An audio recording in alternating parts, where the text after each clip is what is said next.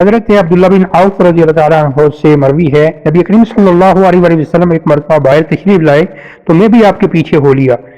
آپ ایک باغ میں داخل ہوئے اور سجدہ میں تشریف لے گئے۔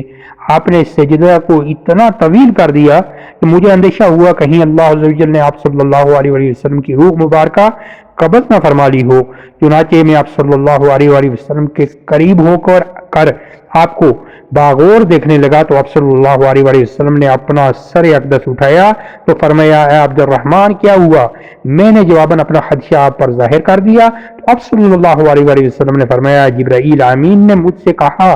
کہ آپ صلی اللہ علیہ وآلہ وسلم کو یہ بات خوش نہیں کرتی کہ اللہ عز و جل فرماتا ہے کہ جو تم پر درود پاک پڑھے گا میں اس پر رحمت نازل فرماؤں گا اور جو تم پر سلام بھیجے گا میں اس پر سلامتی نازل فرماؤں گا۔ حضرت سیدنا انس بن مالک رضی اللہ تعالیٰ عنہ سے مروی ہے، تاجدار مدینہ صلی اللہ علیہ وآلہ وسلم نے فرمایا،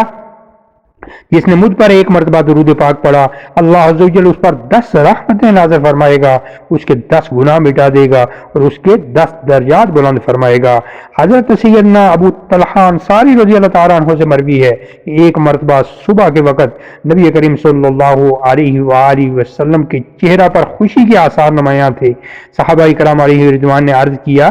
یا رسول اللہ صلی اللہ علیہ وآلہ وسلم، آج آپ بہت خوش نظر آ رہے ہیں۔